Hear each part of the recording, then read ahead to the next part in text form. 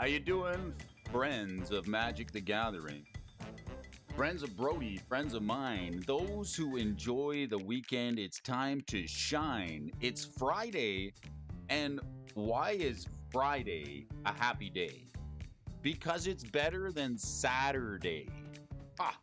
Good morning, folks, fans of Magic the Gathering, amazing viewers tuning in from around the world. There's like 340 something folks that tune in to watch the best darn Magic the Gathering channel in the world, nigh the universe, multiverse included. It's your friend Brody here. Stood you up once again. No, we're back and we're ready to give you folks a show here on the morning show. It's Saturday. No, it's Friday, and we're happy to be here. It's going to be a quick stream here today. Please pull up that Marrow Commerce.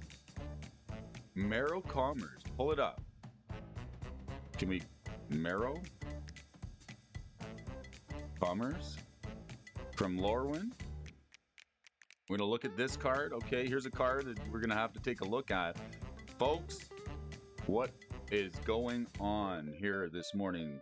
Back at the stock desk, Brody's here to give you folks another bit of a stream this morning. What have we got? What do you mean? Marrow Commerce. Nice. Nice. Well, let's read a little bit of an article here today. I got some viewers in the chat, folks streaming in, tuning in to hang out with me here this morning. The Friday edition. The Friday edition is wishing that it would be coming to you live here this morning. Ben Alflack, Richie Dubs is in the house. We got all kinds of you folks here tuning in. All right, let's take a look at an article here. We've got some special requests from folks here on the channel. James, quick guide. Hey, latest articles. I got an article here that I want to read you from Harvey McGinnis. Shout out to you, Harvey, one of my favorite writers in the space of Magic the Gathering. While you're sitting down, relaxing, if you got a cup of coffee, or maybe you're at work, maybe it's Friday, it's Yabba Dabba Doo Day, and you just want to get out of here for the weekend. It went up to the moon, Benson says. It's to the moon and back. That's right.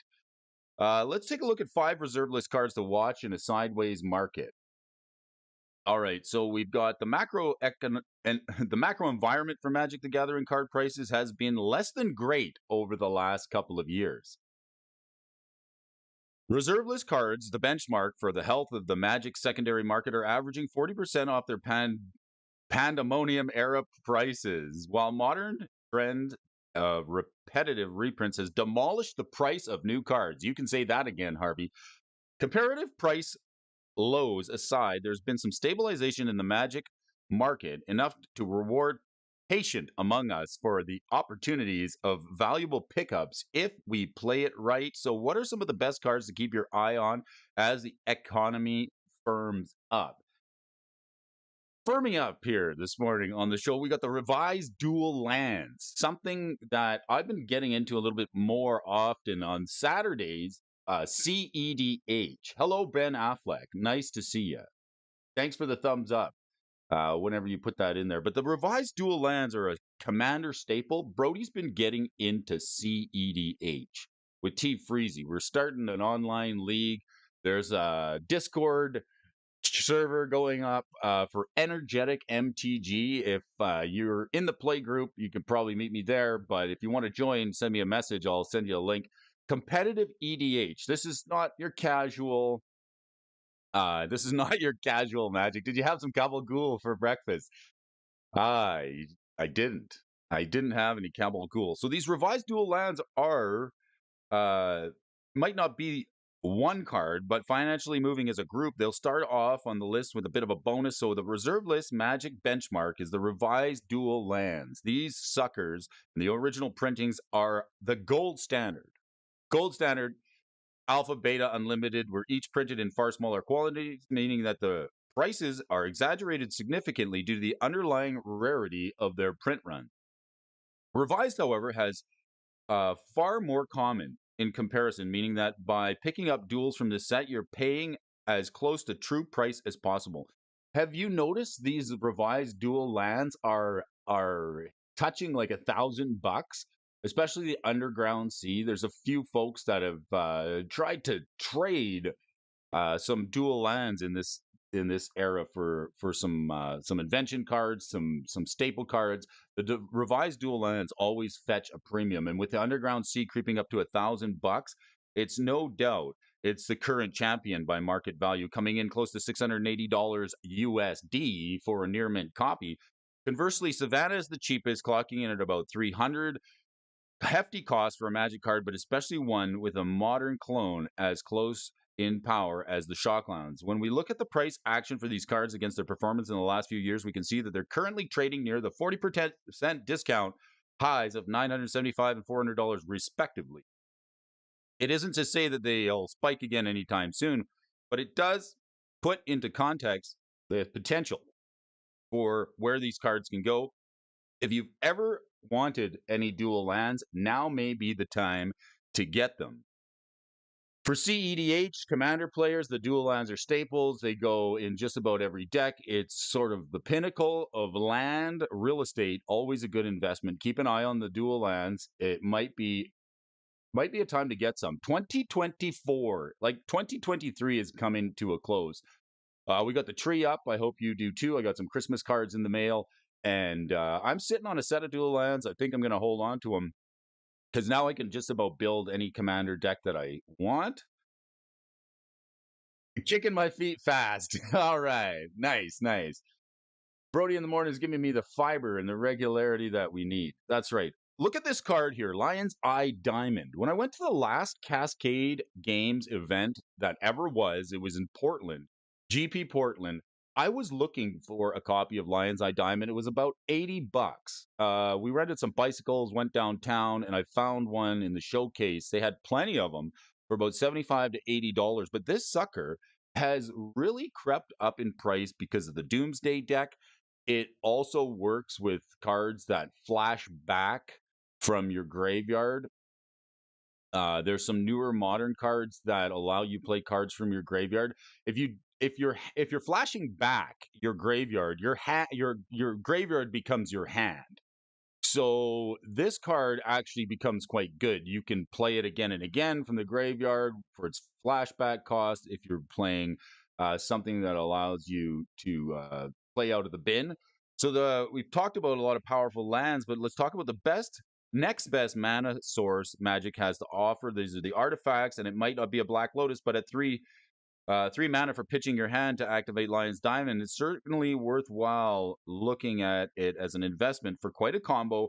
Like I said, Underworld Breach combo decks are playing it. Each non-land card in your graveyard has Escape. The Escape card cost is equal to its mana cost, plus exile 3 other cards from your graveyard. So if you can bin a lot of stuff and play this Underworld Breach, it only costs 2. You can get the Lion's Eye Diamond back and make copies of it. It's good for Storm. If you want to storm off and maybe brain freeze an opponent, the Lion's Eye Diamond might not be quite as low and off its market high of roughly $600. Might not be as low as the dual lands, but is currently priced at around $450 US. Whoa, that's an expensive. That's a spicy burger right there. It's on a bit of a discount right now at that price, and if you look into more played copies of the card, light play, moderate play, etc., you may be able to pick up one at a discount. Suddenly, you're around in the corner of $350, and that's not too bad for one of Magic the Gathering's most notorious mana rocks, the Lion's Eye Diamond. If you're interested in playing out of the graveyard, if you're Underworld Breaching, if you're Past in Flamesing, you can do it again and again. TCG Dude, thanks for joining for keeps. We got Dual Brain in the house, Richie Dubs, Ben Affleck, Benson and friends. I always like the Benson channel for the sweet shorts that are coming up over there. And my buddy Superfast T. Thanks for tuning in here this morning. All right, what else we got? Null Rod, the Rod. Brody's got a rod for all you folks to check into. It may not be a oof, It might not go oof, oof like a collector oof, but this Null Rod kind of does the same thing. It nips artifacts in the bud. I struggle with this card, especially this card in the collector oof. Why would I want to shut down my own mana rocks? Oh, it seems so difficult to build around. If you want to turn off all the artifacts in play, including mana rocks, and in Commander, that's definitely something that's going to change the game state. It's going to make a target on your back. So I haven't really slotted in the Null Rod. It might be something that I want to put in like a vintage deck or legacy deck to try and sideboard around somebody who's playing a lot of artifact abilities. The Null Rod costs 2. It's from the Weatherlight. It's on the reserve list. It's says players cannot play any artifact abilities requiring an activation cost. If you have to tap it, you can't do it. If you have to pay into it, you can't do it. If you want to try and activate an artifact for anything whatsoever. This is a spicy meatball. It is. The Null Rod, it's useful to have something in your back pocket to shut down your opposing ramp. The Collector Oof, Stony Silence, the Oof card, yes, as we mentioned it. Stony Silence, that's a card that Brody is weak to in the modern deck. They're wonderful cards, and with their relevant cross synergies, in either creature heavy or enchantress focused strategies, Null Rod is the first and most flexible version of this crippling stacks effect. As far as price goes, Null Rod is selling at a heavy loss versus its $180 all time high. With copies frequently trading hands at $80 or less, certainly more than $2 to $3 of the modern alternatives. But if you're on the market for a powerful reserve list playable that aren't quite as expensive as the dual lands, these the Rod might be the stacks effect for you. Null Rod, another Weatherlight staple. Earthcraft, here's a shout out to Prime 406 Games. This is a man with a fine eye for good Magic cards. Prime 406 Games. He was building a full copy of the Tempest set. He said, the only card I have left to get is this one here, the Earthcraft.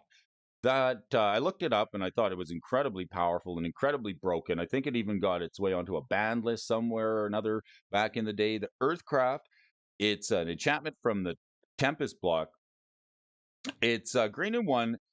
Tap an untapped creature you control to untap target basic forest. So if you're playing like a wild growth effect or a utopia sprawl or any of the enchantments that double up your mana, and you got elves or you got dorks or you got little 1/1s, you got all kinds of little plebs that'll sit around the battlefield, night tokens, you name it. This thing will generate you a bunch of mana. Tap that creature, untap a land, net some mana. It's similar to Null Rod because Earthcraft has also experienced one of the heftier price cuts on our list, tumbling from $200 all the way to $100 for the Earthcraft card. A clean 50% haircut, right? Speaking of haircuts, Brody is been dodging the scissors, but this card has not dodged the scissors. Earthcraft, unlike Null Rod, no other cards quite fulfill the same slot as Earthcraft does. Its status as a reserve list card serves to make its role all the more unique in Magic lists going forward. Enter Squirrel Nest. Look at this. Squirrel Nest, enchant land. So you could go infinite squirrels if you want to hit up some squirrels. This goes on your land. Enchanted land has tap, put a 1/1 squirrel creature into play.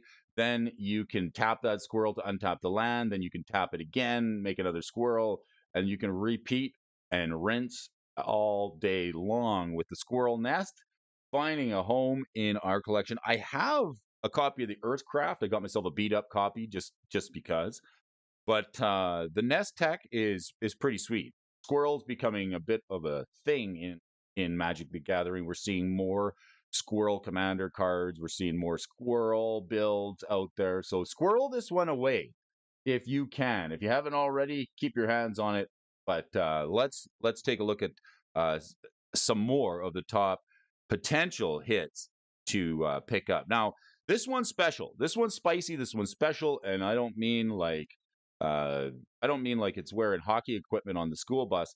I mean this one's special because if you go over to the Dual Brain channel, and I've been there already, a patron of the Dual Brain channel, right now over on the Dual Brain channel, he's got some pretty spicy Now I'm not. I know how most people feel about repacks, but he's got some really sweet flea market repacks on sale, and there's some redemption cards in there where you can possibly pick. There's only 150 packs as far as I know. I picked up a couple of them myself, and I think there might be some left. But this is a possible hit you could get from one of the reserve list flea market repacks that Ed the Dual Brain is offering right now. A graded Yawgmoth Will, also an alley from Cairo, and a few other staples. So if you want to have some fun in Magic the Gathering, that might be a way to get one. Some lucky viewer over at the Dual Brain channel is going to nab themselves a copy of this Yawgmoth Will. It's an incredibly powerful sorcery. I don't own it. I don't have it. I don't have one at all. I've been watching this card and like it made waves in Legacy and in Vintage. It's quite a card. Let's read it. Until end of turn, you may play cards from your graveyard as though they were in your hand. Cards put into your graveyard this turn are removed from the game instead. So certainly not least, Urza Saga making an appearance on our list, but with the most expensive card from the set, Gaia's Cradle, with one of the most notorious cards, Yawgmoth Will from the Urza's block, the long undisputed king of graveyard recursion and deadly storm turns until Underworld Breach came along. That was this card, Yawgmoth Will. The price has declined and been compounded with both a downturn in the overall market as well as a downtick in number of lists playing it, with a high of over $300 versus a current price of $150 for the Yawgmoth Will. The cost of picking up Yawgmoth Will has been slashed in half, putting it in the same financial group as something like Earthcraft. It's a card that I've had my eye on for a long time. Some of these staple cards, they may already be good, but as time goes by, they become more and more playable. New sets get printed, new interactions become apparent, and then cards like this can take a spike, just like the Earthcraft card or the Lion's Eye Diamond. When something new gets printed, new power creep comes along and makes these cards just a little bit better. It's on sale right now. Significantly more notorious card.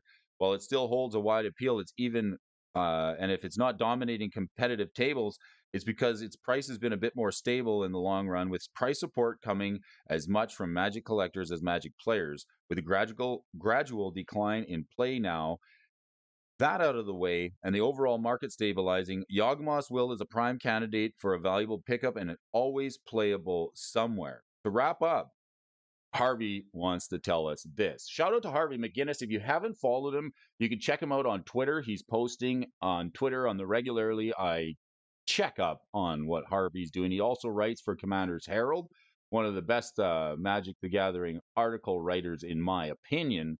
Always like checking out what Harvey's up to. The Magic market's full of discounts, reprints, condition swings, macro weaknesses, you name it. While this is certainly isn't the best of news for folks holding tight onto some of the base printings of cards like Smothering Tithe, it's an opportunity to pick up some comparably cheaper, powerful reserve list cards at significantly lower prices. In the long term, these are the best opportunities for a slow, stable price increase. I like to see it. Give me a comment in the chat, folks. All right. Speaking of MTG Finance and MTG Commerce, got a request from my friend Benson here to take a look at this card. So let's check it out. Merrow Commerce, Lourwin. Now, what's the foil version sitting at? Lourwin foil. I might have slept on this card. I was pumping the Lorwyn foils a couple of months ago. I was picking them up, Lorwyn foils for cheap. This is a card that I didn't quite catch it.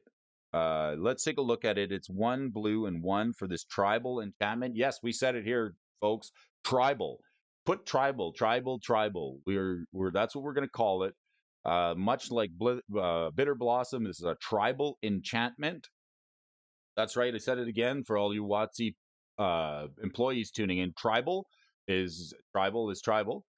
You can't make me say the new word. At the end of your turn, untap all merfolk you control. What? You get to untap all merfolk? So merfolk tribal getting a little bit of a push here. Why is this card going up so high? Well, maybe it's this Kamena, Tyrant of Orazca, Hackball the Surging Soul. I guess we're gonna have to check in with Nikachu over on his channel to see why this card is taking a significant bump up in price. Schools meet and mingle on Lorwyn's riverways. In the bustling interplay, the Marrow renew their sense of community as they sharpen their wits and hone their trading skills. A very cool card. This thing hitting the top.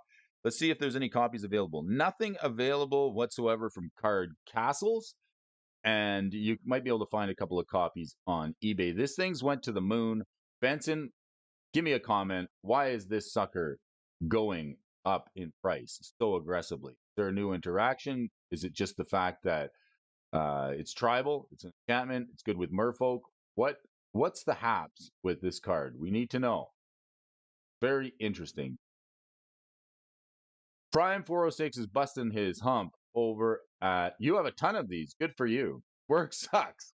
Yeah, I get it. I get it. I have for those of you who are tuning in, regular viewers, love doing the show. Work has been really aggressive this year. It's taken a lot of time out of my schedule and not left a lot of time for you folks, but I'm happy today to I'm playing hooky for at least a couple of hours here this morning to get a stream going, talk stocks, talk shop, and see what's going on with you.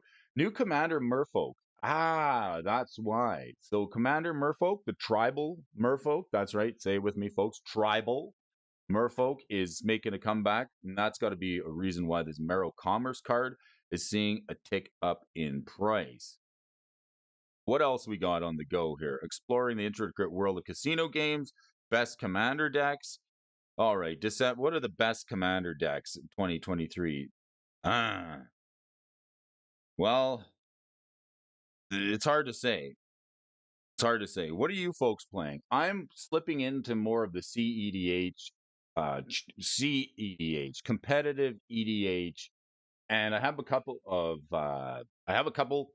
casual decks, including a Saprolings deck. But the Commander play group that I've been sitting with on weekends is really into the competitive play. Lots of combo, short games. Games don't go long; they go pretty quick, but we get to play a lot more games. So this may just be casual Commander. Sauron, Lord of the Rings. I was watching the Chronicles of Narnia last night, the original one, and then again the Prince Caspian movie.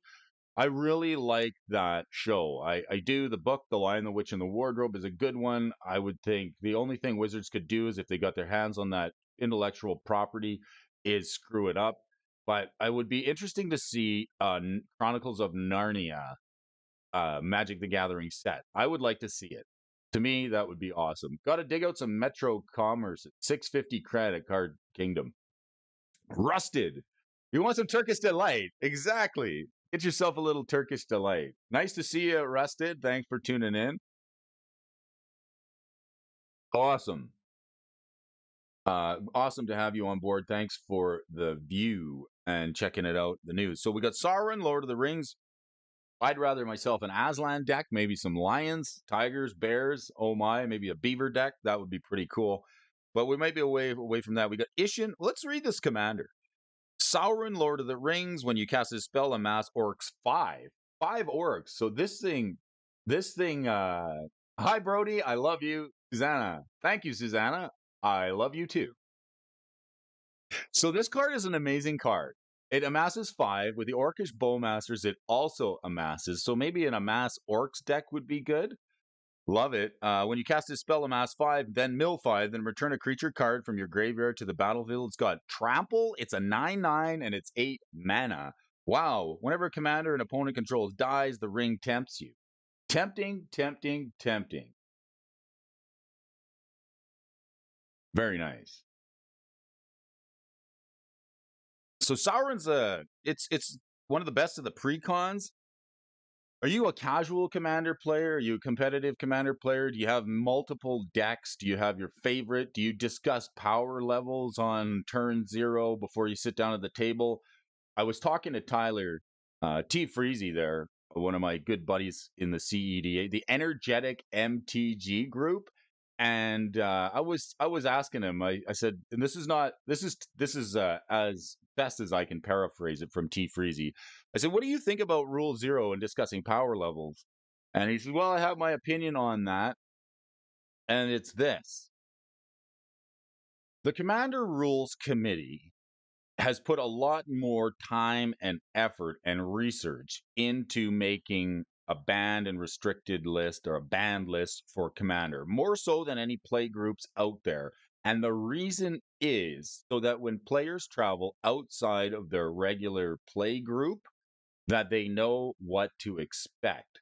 We've probably been to stores outside of our regular play group. You sit down to play only to find that there's some house rules or they got a list on the wall of cards that you can't play or they don't want to allow you in the store. It just seems kind of funny. So call me traditionalist, call me old school, call me regimented or what have, call me whatever you want.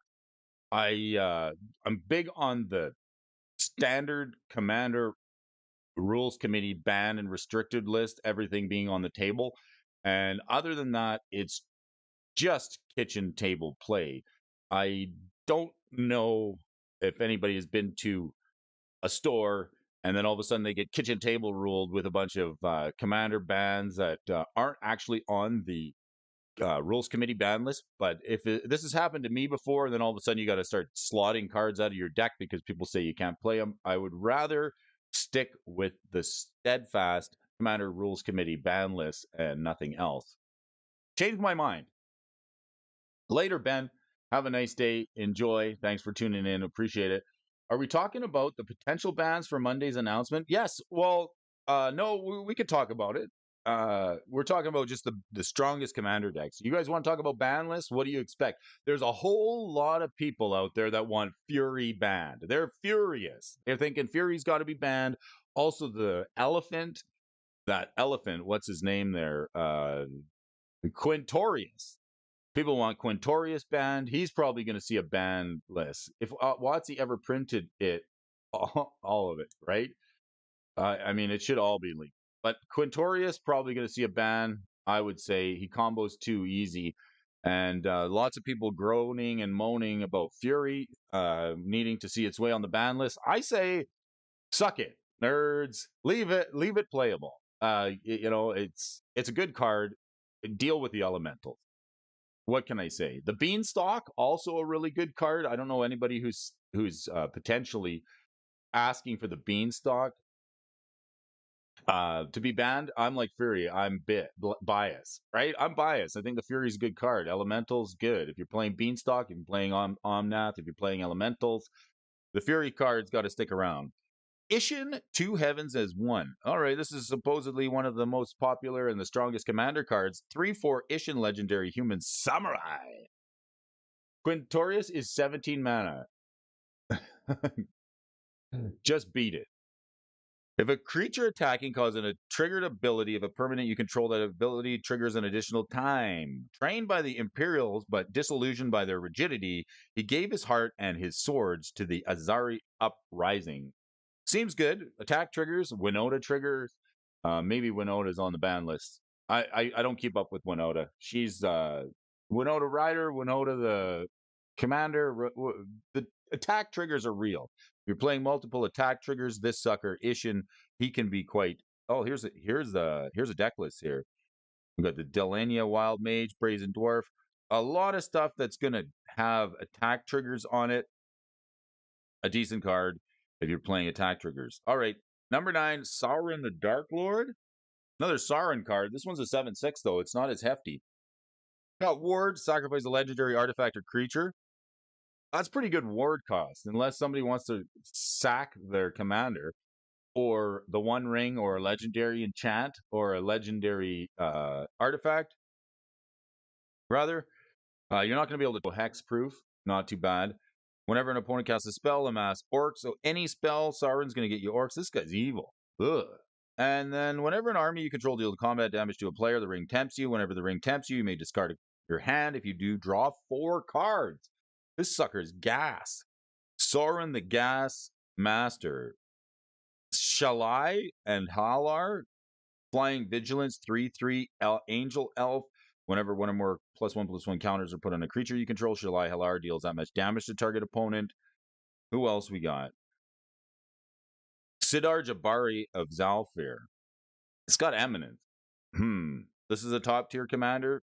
Human Knight. I'll tell you, none of the folks in my playgroup are playing any of these commanders. The partner mechanic seems really good, especially in CDH. It gets you down to 98 cards instead of the regular 99. So you get to trim a little bit of fat out of the deck, makes your staples a little bit more reachable. I don't see partner on any of these yet, but whenever you, this one, even if it's in the command zone, whenever you attack with one or more knights, Sidar Jabari Zalfir is in the command zone or on the battlefield, you draw a card, then discard a card. So it loots, it's got flying, it's got first strike. And when Jabari deals combat damage to a player, return target knight card from your graveyard to the battlefield. So Knights of Thor, Knight of Autumn, the Krakening is here. What's Krakening? My man over at the Krakening game. Spicy memes. Disclaimer. If you want some spicy memes, I'm talking it's a 10 on the Scoville scale. Okay, just be warned. If you go and check out the Krakening games, especially on the Twitter feed, you're going to see some Scoville 10 spicy memes. It's not for everybody. It's an acquired taste. I happen to like them. I could watch those memes for days over at the Krakening games. Thanks for tuning in. Get some fire in your diet if you want to go check out some spicy MTG memes. Who else we got on the list? We got the top viewers in the world checking out the channel, and we've got the top commanders coming up for you here. Number 6 is Omnath, the Locust of All. This is the 5-color Omnath. This one is the 4/4. It's got a Phyrexian Pip. If you want to play 5 colors, Omnath might be a choice for you. If you're playing elementals, perhaps.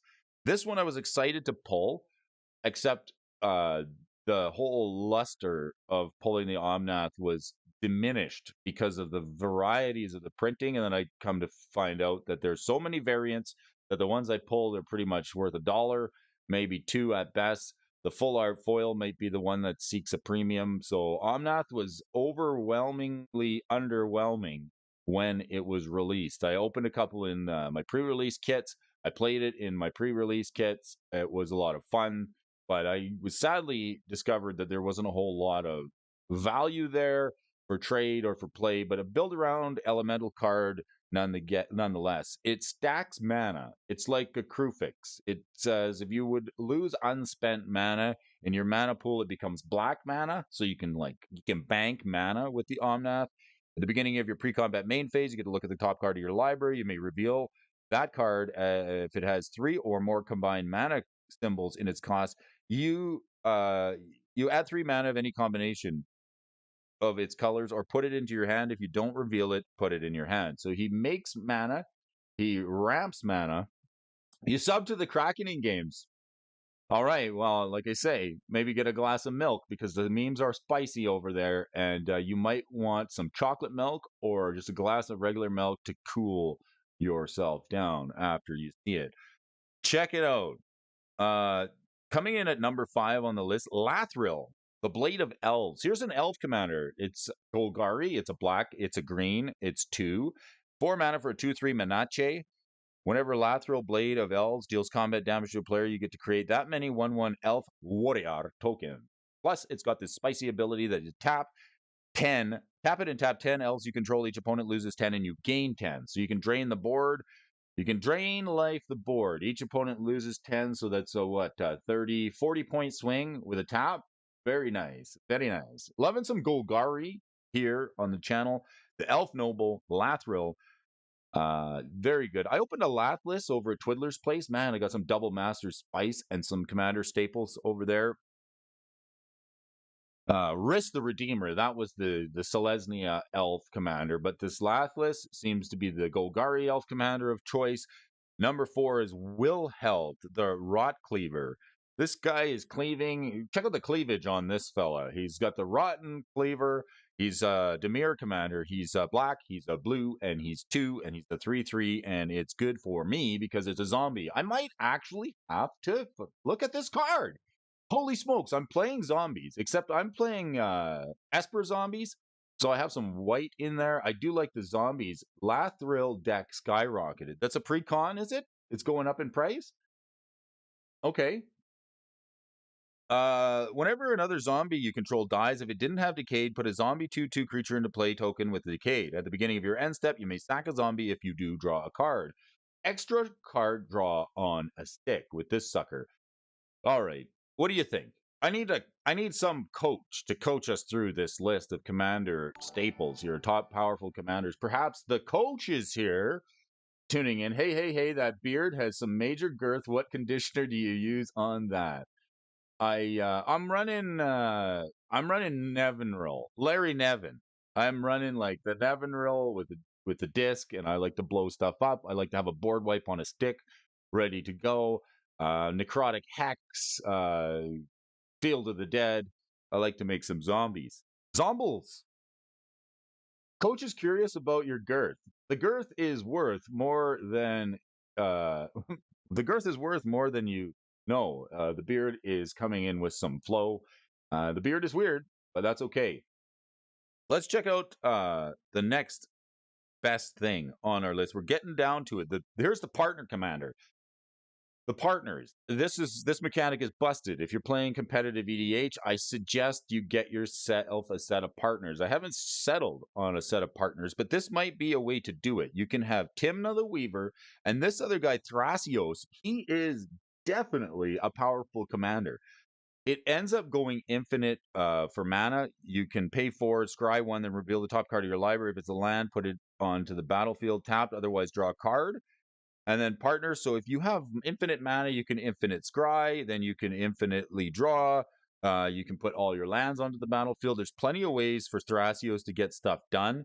He's a merfolk wizard. And then Timna the Weaver has lifelink with 2/2 power and toughness. Beginning of your pre-combat main phase, you may pay X life, where X is the number of opponents that were dealt damage in combat this turn if you do draw X cards. The partner mechanic. Thanks, partner. I appreciate you for tuning in. And what else have we got here? The Dragon. I think I've got one of these in my buy list box that I'm ready to ship out. This will somber the table. Sober up the table. Distracted by the beard. That's right. I couldn't focus on the cards with. You couldn't focus on the cards. Well, my St. Nicholas impression. It might be that time of year. You may find me on the street with a bell and a red suit and maybe a hat. RMA Sports CG. What up, Brody? Pulled 2 of your sketch cards. You did. You got your packs already? Love them. Nice. I'm glad they made their way to you, my man. Somebody who likes some of the Brody art. I'm not a pro. I'm just like an amateur who tries his best to doodle every now and again. I think I'm getting a little better.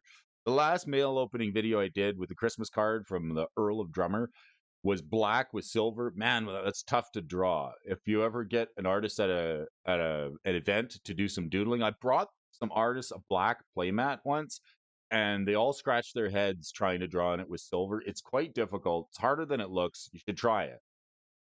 But I'm glad you liked those sketch cards. Put some effort into those. I tried my best. And I hope you enjoy. Which ones did you get? Did you get the food token, the knight token, the soldier token, the clue token, the monarch token? Which one did you get? Brody Claus gifting the bottom of the reserve list to children all over the world. Yes. Join me on the show here. We're talking about some powerful commanders. Number 2 on the list is the Dragon. Makes the table go for this 10/10.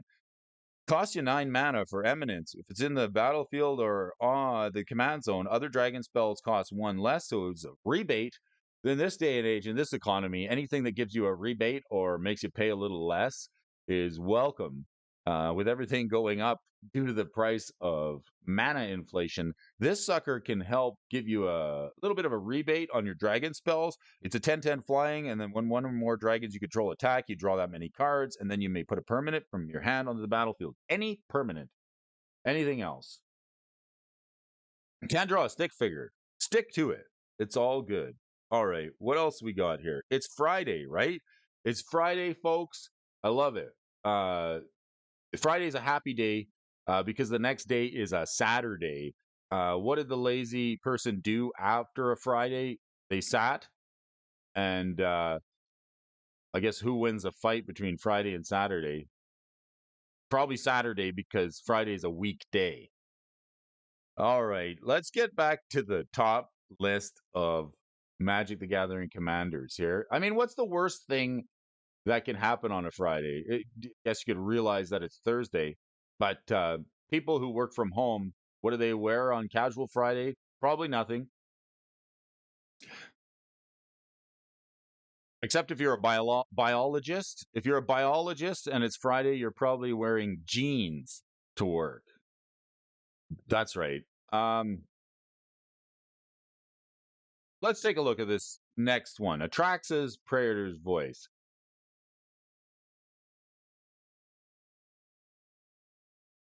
This is apparently the most powerful of the commanders, most popular. At least it's not a Friday the 13th, right? The day of the year where you can just blame witchcraft for your regular stupidity.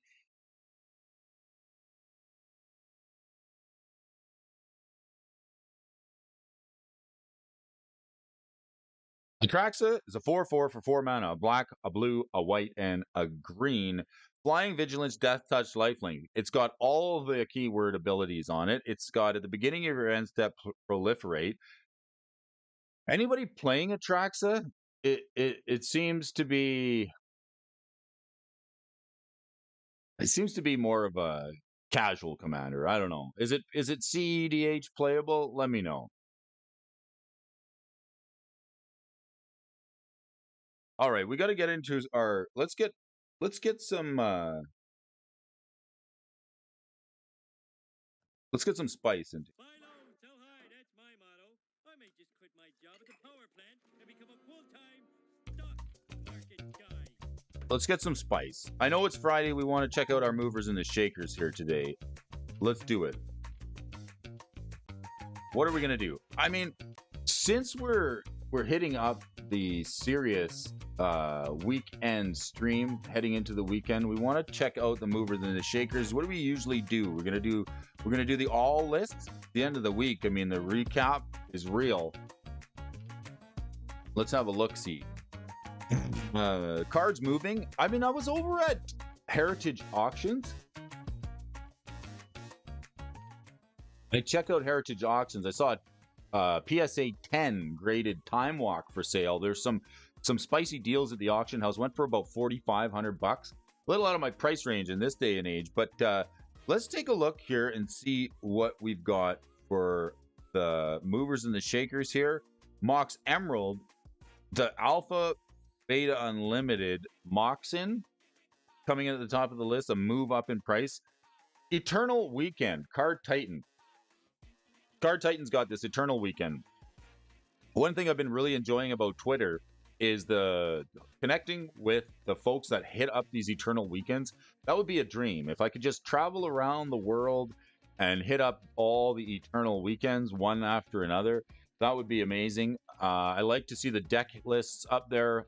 As a lands player, I like to see it. But cards like this, Roland Chang, he's a guy that travels around from Tau Magic. He's always got high-end power for sale. Cards like this, including the Mox Emerald and the Mox Sapphire. So if you're a vintage player, globe trotting around to Eternal Weekends, these are going to be stuff that you're going to need in your deck. The Time Walk, third off the top, just a 2% increase. I think with people traveling and hitting up events a little more, especially the Eternal events, these are some cards that are spicy. Probably not for everybody, but Sinkhole. I don't know why this one's on here. Force Field, Sol Ring, Badlands, and Zhang Zhao, the hero of Hefei. This is an $85 card from the Portal 3 Kingdoms. Volcanic Island and Sarah Angel. I like looking at these cards. I'm not probably going to buy anything off this list. So let's just jump over to the legacy list for a minute, because this is a little bit more within reach here for me at this point in time. A Force Field, here's a card that's taken a 2% bump up in price. Badlands, another one of the reserve list dual lands from Revise. Volcanic Island, Veteran Bodyguard. Who's the biggest Chad in MTG? Well, it could be Nebuchadnezzar because the word Chad the is actually in the name. But this guy seems like quite the Chad. What a lad, what a dad, what a Chad. The veteran bodyguard. I always thought it was like George Clooney with an eye patch and a sword. This 2/5. Is anybody playing this? As long as it's untapped, all damage dealt to you would be dealt to the bodyguard if it's combat damage. A little bit of an S&M. He's got a collar on. He's gonna, pectorally, flectorally. Any decks playing this? Really? Runetail, Kitsune Ascendant. Runetail? Runetail, what's Runetail? I don't even know about this card. When you have 30 or more life, flip Runetail, Kitsune Ascendant, and then prevent all damage that would be dealt to creatures you control. Okay, I could see that with the bodyguard. This could be all right. Who's the number one Chad in Magic the Gathering?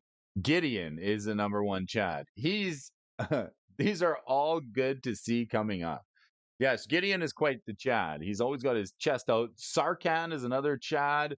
Chad card, the veteran bodyguard. I overlooked the veteran bodyguard. He's excellently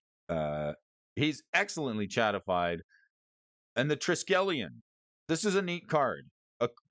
This was a card that was played quite a bit early in Magic, and I remember this and Tetravis goes good together. You can play this in old school. It's a artifact creature from antiquities. This sucker costs 6 mana. It's a 1/1. When it comes into play, it gets 3/1/1 counters on it, and then you may distribute a 1/1 counter at any time to do 1 damage. You may discard a 1/1 counter at any time to deal a damage. So this is like the early Ballista, right? So you get a 4/4 for 6. So it's a little cheaper than Ballista, and it kind of does the same thing. If you can add counters to it, if you can proliferate, you can put more counters on it. You can just ping your opponent to death. In a commander build, if you're playing Ballista or something that makes a lot of mana or a way to put counters on and proliferate, this is another combo piece. Another piece of combo makes sense. Love it. Loving the Triskelion. Who's playing it? Bright Palm Soul Awakener. Let's see who this Bright Palm Soul Awakener is. Let's check this card out. Look at this art on this card. This is some Fox Shaman. There's no shame in that. A white, a green, and a red and a blue. Okay, so it's Naya. A Naya commander. Backup 1. This creature enters the battlefield with a 1/1 counter on target creature. Okay. If that's another creature, it gains the following ability until a turn. When it attacks, double the number of 1/1 counters on it, and then that creature can't be blocked by creature's power 2 or less this turn.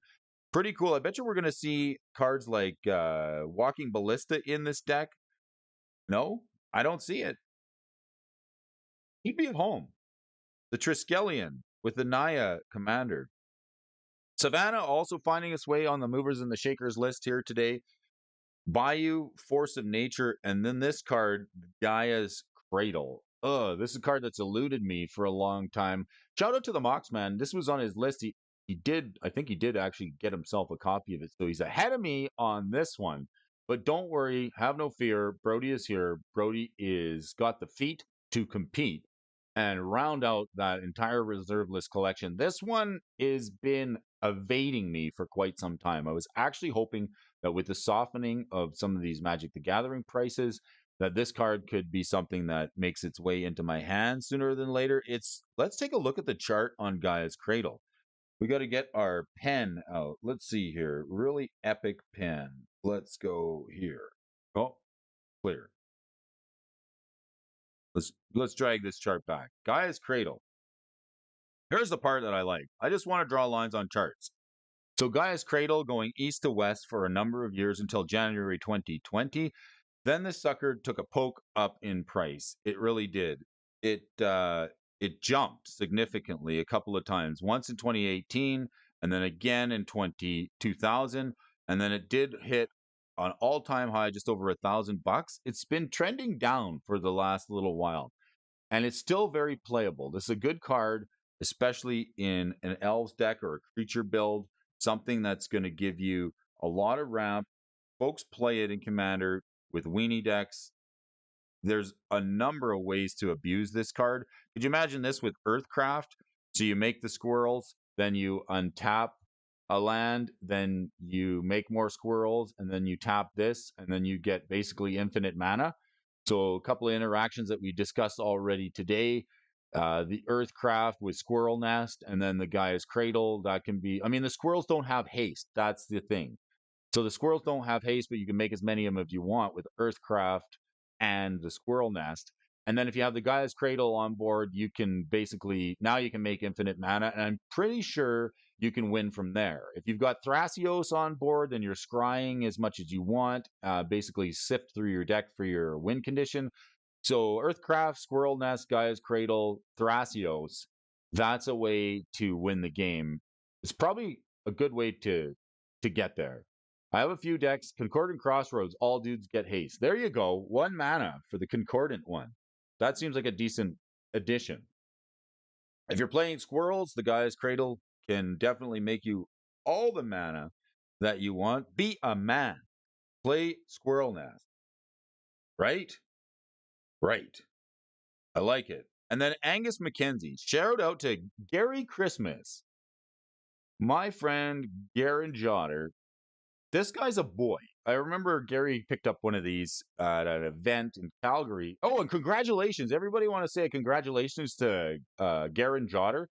Gary made the top 4. I think he made top 4 at the face-to-face games pre-qualifier in RCQ in Calgary recently with the Beanstalk deck. Check out Gary's Twitter page. Gary will tell you, he who controls the beans controls the universe. Of course, the beanstalk, the beans, the magical fruit, putting Gary into the top 4 of the face to face. He's got an invite to head all the way to the East Coast to Montreal for well, it was an RCQ regional qualifier, so now he's in like the main event. I think you get a couple of buys for winning that, but he did really well with the beans deck, so that's pretty cool. Gary's packing a copy of Angus McKenzie. I remember he picked one up last time we met in Calgary. Oh, qualified for the RC in Ottawa in February. There you go, the regional championships. Best bud, best friend, Garen Jotter there making RCQ in Penticton. All right. Another fellow running the beanstalk, right? Get yourself some beans. I'd love to see a deck list. I know he was cascading rhinos a little while.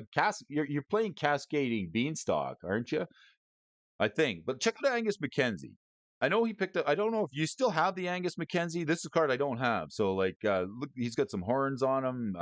He's a 2/2. He's a legend. He's an original legend from the Legends block. He's also shares a name with one of the band members of Kiss. So that's always cool. I would like to see an altar on. I wonder if anybody's actually done like a Kiss altar of Angus, right? Angus Young, but Angus McKenzie. They're gonna get banned on Monday. I know, right? That's what we're talking about. Everyone's puking and pissing and cursing and kissing about Fury getting a ban. Everyone wants Fury banned. But I mean, I would say you could probably leave the beanstalk alone, right? Got it for $80, spiked to 600, and got out of it. Then the price tanked.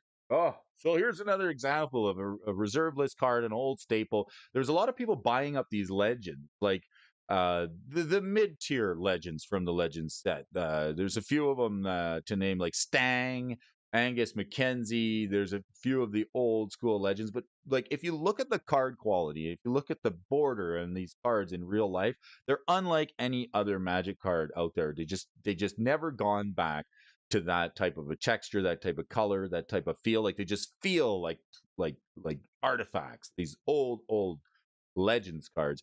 You can tap him when you pay a white, a blue, and a green. Creatures attack and block as normal, but none deal combat damage during this turn. All attacking creatures are still tapped. This ability can be played any time before attack damage is dealt.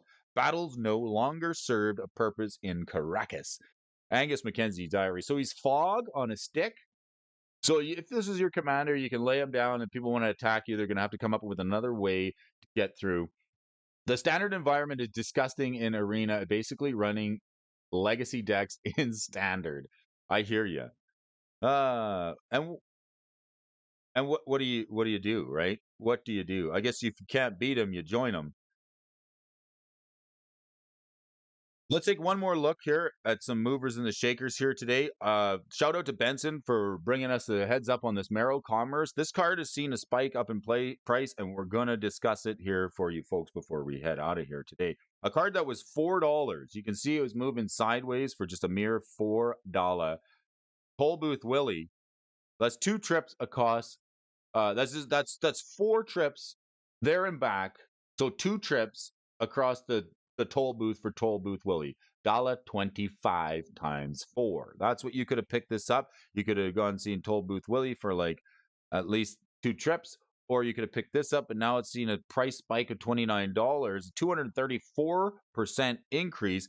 So we'll kick it off with an uncommon from Larwin. Was buying Larwin foils.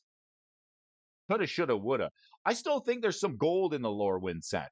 Like, definitely go down the list and see if you can find some Lorwyn uncommons. I picked up some lands and some Shadowmoor foils as well, especially some uncommons. There is gold in the hills. Like, if you take this as a perfect example of a $4 card from the Lorwyn block, you can even make a case for the Shadowmoor block, because there's a lot of uncommons on there that you can pick up in foil for quite cheap.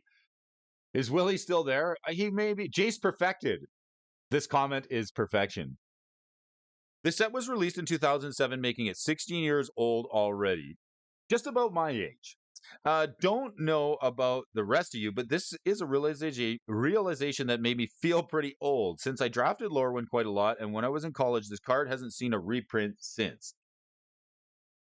Even though it's really strong, and in hindsight, it's surprised it was as low as $3, you can probably suspect that the card is powerful in Merfolk type tribal decks. Merfolk type tribal decks. Can't make me say that word. As it makes you untap all your merfolk at the end of your turn. Not only does it give your merfolk creatures pseudo vigilance, but when the right support comes in, you can also tap your fishmen for some additional effects.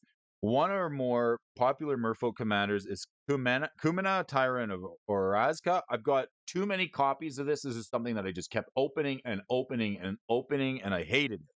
Tap another untapped merfolk you control. Kumina gets can't be blocked this turn. Tap 3 untapped merfolk, you can draw a card. Tap 5 untapped merfolk and put a 1/1 counter on each merfolk. The abilities require you to tap merfolk, providing a +1/+1 counter, and draw a card or an unblockable commander.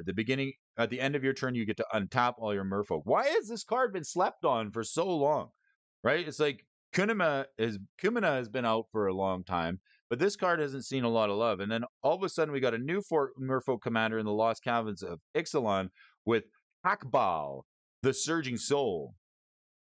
Well, this is the card that's pumping it and pumping it up into the stratosphere where the air is clear, where the sky is near, where cards are near and dear. This sucker, 3/3, it's Bant. So blue, a green, and 2 for this legendary Merfolk Scout. At the beginning of combat on your turn, each Merfolk creature you control explores. So I played Explore in Standard. It was probably one of the funnest deck that I played. It was really fun. Bant Explore, I really liked. I liked exploring Ixalan. It was a good time. I could do stuff with chupacabras. I could put I got a lot of value 1/1 counters on stuff. I also played Rishgar because that was in there, Walking Ballista. The Explorer mechanic says that you reveal the top card of your library and you put that card into your hand if it's a land. So it just basically draws you a card. If it isn't, then you put it back on top of your library or put it in your graveyard and it gets a +1/+1 counter. So the Explorer mechanic, pretty good. Each merfolk creature you control explores. So this thing, if you got lots of merfolk, it's going to fish through your deck, pun intended. And whenever Hackball of the Surging Soul attacks, you may put a land card from your hand onto the battlefield. If you don't, draw a card. So that explored land that you put into your hand, she attacks, you get to drop it. If you don't, you get to draw. That seems pretty darn good. Another reason for the Mero Commerce, these merfolk in this economy have upped their game in commerce. What else we got? Vodalian Hexcatcher. Another card seeing a huge increase in price. We was going east to west just about middle of November, and then it took a bump up in price. So that card is definitely taking a little bit of a poke. All Brody wants to do is draw lines on charts. Why not? How high can it go? I don't know. But this is a spike for this 1/1 Merfolk, a blue and one with flash. It's a Lord. So other Merfolk you control get +1/+1. You can sack a Merfolk to counter target non-creature spell unless its controller pays 1. So everything's a mausoleum. Everything wanders mausoleumly with this card. The Hex Catcher. Curse Catcher also good, but this Merfolk is not only a lord that makes your Merfolk stronger, but also a card that can counter non-creature spells. It feels like the power of this creature is being a deterrent, since while it's on the battlefield, your opponents will have the constant threat of spells costing 1 more or being countered, making them have to play around it. Your opponent's playing a suboptimal deck because of Hexmage is already enough to win without basically doing anything. They won't want to tap out for a big spell. The newly printed support of the Explorers of the Deep set and the Commander Precon and the rest of the Lost Caverns of Ixalan, there's a lot of Newfoundland love for Merfolk. People are trying to get their cards in for their new decks. I would wait a bit, especially on the Marrow Commerce. With a card like this spiking up in play, it's going to exhaust all the vendors, especially Card Kingdom, Foot to Face Games, all the big ones. Once there's a restock on this, I think the price will probably come down. It's a pretty good spike, but nevertheless, if you're sitting on some Lorwyn foils, if you did stock up on Lorwyn foils and Shadowmoor foils, around the $3 to $4. This is a time to buy list this sucker. You could probably get a couple of good bucks for it if you want to trade into something else. The new Merfolk Commander making waves. What's this, Sarah? Broadside Bombardiers.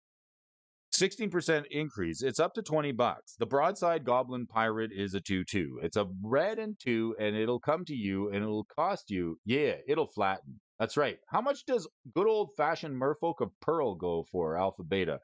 Merfolk of the Pearl Trident?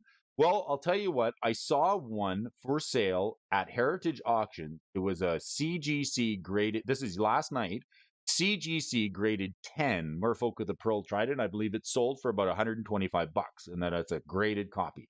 The Alpha Beta one, probably in a played version, is only going to be a couple of dollars, but if you want to get some graded stuff, CGC, I saw one there. There's lots of Alpha Beta commons and uncommons graded over at Heritage Auction. I've been watching it, and like the lots, there's a lot of people selling out of Magic at the auction block. Wizards of the North, they sold a whole raft of original playtest cards that were graded. We're seeing a lot of collections of Alpha Beta stuff. Let's just go there now. Let's go there now. Heritage Auctions, right? You want to check out some lots? People always wonder, it's like, where do you buy your cards from, Brody? Magic the Gathering sealed. I shop around. I do. I shop around. I look around and I see like Heritage Auctions is the place that I've always got my eye on. I want to see what comes up. And now this is the thing. If you set up an account over at Heritage Auctions, you can bid online from your phone. Now, the interesting thing about these live auctions is that you get an account set up, and then like there's a countdown. So when the auction, there's a pre-bidding phase where you can actually bid online. But if you look at some of the stuff, like the pre-bidding starts and like $60 for a box of Exodus, $9 is the current bid for a box of Stronghold. So I think this is the play. Here's the play of the day. Stock tip of the day. If you're Brody Alfonso, check out, you got to snipe. That's the trick with Heritage Auctions. Like just the other day, Mrs. Alfonso and I were heading for lunch. I got a notice on my phone saying your auction, because they track a couple of these lots. It said your auction is about to start soon. And in that auction, there was a revised starter deck and a couple of loose revised packs, sort of what you see here.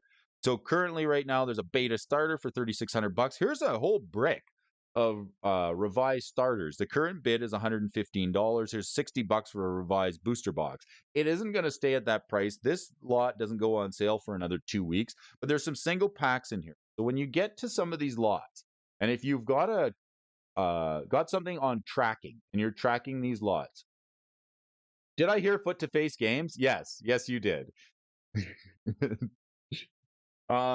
So you have to snipe them. So I'm sitting down for lunch with Mrs. Alfonso, and I get a little bit of a Mac Hazard is sponsored by Foot to Face. I get a notice on my. I'm trying to tell the story here. I keep getting distracted by the beautiful comments from you beautiful folks. So I'm watching, I'm having my lunch, and all of a sudden I get the notice saying your auction is about to begin soon. Some of the items in the sealed auction block had some like pre-bids on it, which were fairly cheap. And then all of a sudden the countdown goes, it's like 5, 4, 3, 2, 1, and then the auction starts. And if there's no bids, like say people are sleeping on it, like they're not paying attention, and the live auction starts, and there's a couple of things on the block that are actually good. Like it sucks when they put the good stuff at the back of the auction block because then it draws more attention. But every once in a while, there'll be some sealed product or be something really good right at the front of the auction. So if you're sitting there waiting in the wings for the auction to start, and I think if there's no bids in about 5 to 7 seconds, it's that quick. You got 5 to 10 seconds to put a bid in before they'll close it. So the pre-bid will win the bid. If you're sleeping, you're going to lose out on it. But if you're sitting there ready to snipe something, and it's one of the first couple of items in the auction block, and people haven't made it back to their computer or they're not watching the auction closely, you can snipe some of these products. I think I saw a revised starter deck go for $160 because it was at the very beginning of the auction block. Got the warning, all done, all clear, and then boom, it's gone. Does the Brody Alfonso shirt come in a one size, by the way? Yeah, we have multiple sizes, and there's going to be new Brody shirts coming out. So the folks who are patrons who have been on the channel for patrons for 6 months are going to get the new Brody shirt when it comes out. Mrs. Alfonso has helped me design it. It's going to be a different color. It's going to be it's actually really going to be really cool. You guys are going to like it. So give me some time. I will get those out to all you folks who have been a patron. I will even go so far as to check back to see who was a patron going back, and I will reach out to you and I will send you some Brody shirts. There is a few folks who I owe a package to, a couple of shirts. So give me some time and we'll get them out. But if you can get to this heritage auction site, if you're tracking stuff, now you got to be aware. This is something that I got burned me. So there was a lot of alpha betas. There was a lot of graded CGC 10 cards. And you got to watch the buyer's premium because sometimes the buyer's premium on these things is quite expensive. So a 75, Fallen Empires, a $75 card, the buyer's premium could be 30 to 40 or $50.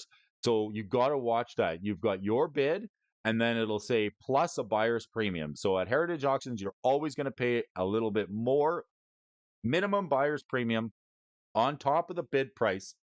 Then if you're like me and you're up in the Great White North, to get it here, you're going to have to pay some shipping, and you're going to have to pay some customs. So, you really need to get a good deal in order to make it worth it. That's just my opinion. So if you're watching stuff on the auction block, if you can get there early and snipe it, then you can definitely get some stuff. I know some of the bigger boys in Magic the Gathering, like Open Boosters, Edwin, the Magic Engineer, and the Magic Consultant. Those guys watch this all the time, and they're looking for the old school unopened sealed boxes and sealed bricks. If you can steal them, here's one who's got a current bid on it for $100. So wait 2 weeks and come back here and see what these things sell for. If you got an account set up and the live bidding opens, and all of a sudden there's one of these bricks up and it's the first thing on the auction block, and you got 10 seconds to get a bid in, you might be able to steal it. Well, not steal it, you're paying for it, but you might be able to get a decent deal on it. But that's the way we see the world today. It's good to be back on the moon, and it's good to be back with you folks here.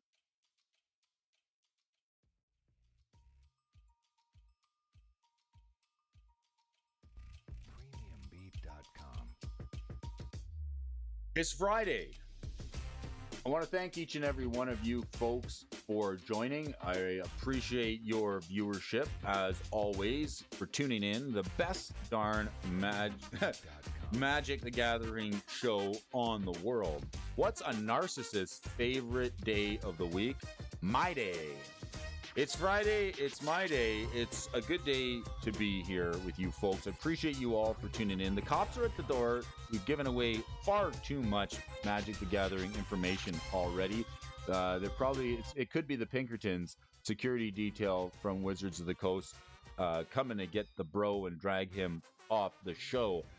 What are you up to this weekend? Send me a comment, send me a chat, send me a link in the description. Send me a message. Merry Christmas. Good to be here. I mean, today is the best day to meet Ice Cube and Chris Tucker because it's Friday.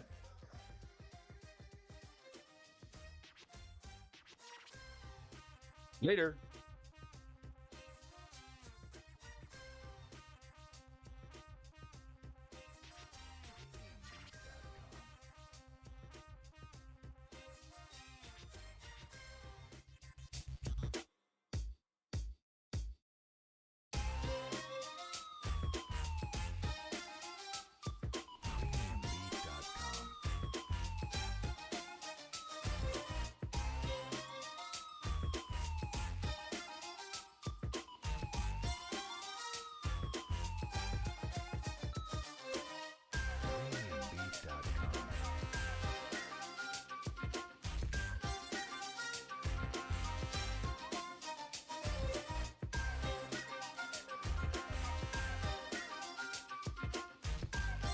It's Alex.